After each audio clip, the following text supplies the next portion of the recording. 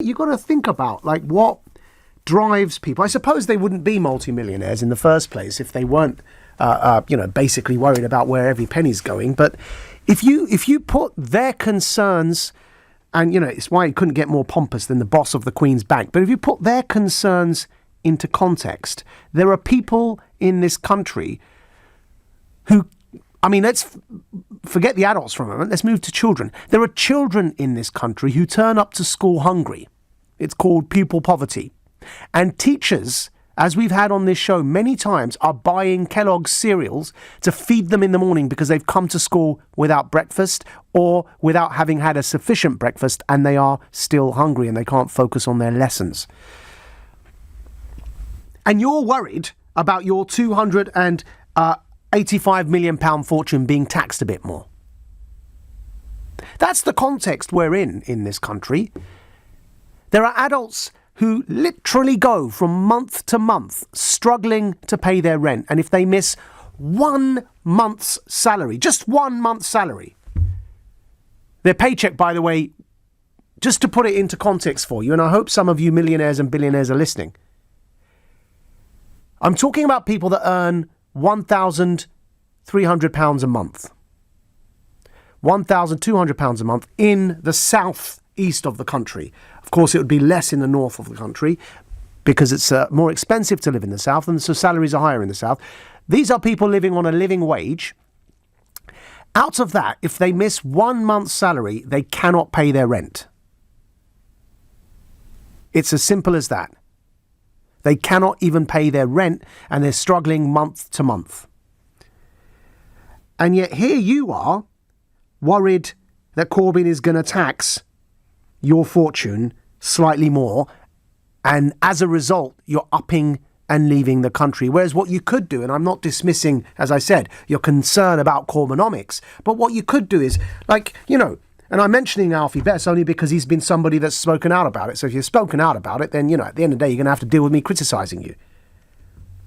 But what would have been better, surely, Mr. Alfie Best, is take your £285 million fortune, and if you're so worried about Corbyn, put your money into opposing him while staying in this country.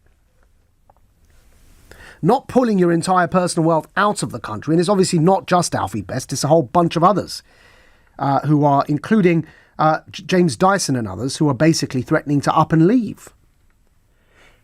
I think this country would benefit a lot more if you took, even let's say again, go back to some of these fortunes, right? £120 million or 3.1 billion. This is how much these people are earning, right? Just take a fraction of that. Take 1 million of that. If you've got hundreds of millions anyway, say you've got over 200 million, take 1 million of that, which, by the way, is the equivalent of £10 for the average person. Take 1 million of that and put it into something that challenges Corbyn. But no, instead, like a coward, you want to pick up your wealth, run away and go and live somewhere offshore. That's not patriotism. That's not giving back to the country. And as I say, remind listeners that everyone knows I am a fierce critic of Corbyn when it comes to the institutional anti-Semitism in the Labour Party, when it comes to his Corbynomics policies. He's too far left-wing for me, and I'm certainly not a literal communist. But I'm scrutinising here the motivations of the rich who want to up and leave. Don't let us believe for a moment that you're doing it on principle as a protest against Corbyn. I don't believe that for a second. This is a selfish decision that you're making because you don't want to pay a bit more tax. It's as bad as Google and Amazon and Starbucks declaring that they incurred a loss in the UK. Can you believe that? Starbucks made a loss in the UK. Why? Because they funneled all their money back through Amsterdam. And so officially they declared a loss. And so that's what you're doing. You basically don't want to pay more tax. Now, of course, the human being will naturally be selfish.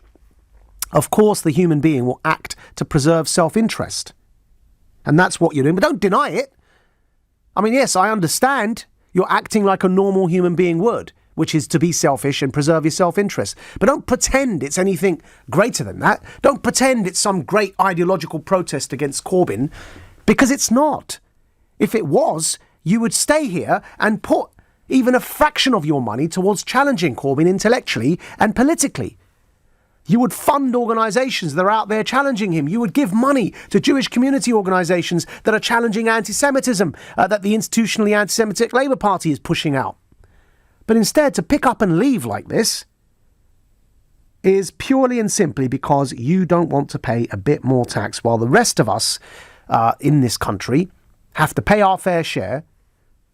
And not me in what I'm about to say next, but a lot of people are struggling from month to month, struggling desperately. I've been there. I know what that feels like. And thank God I'm not there now. But a lot of people are.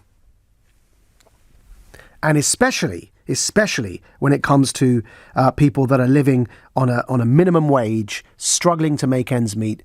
Their children are going to school hungry because they haven't eaten properly for various reasons. The inequality in this country is getting out of hand. We've got more billionaires in London than New York.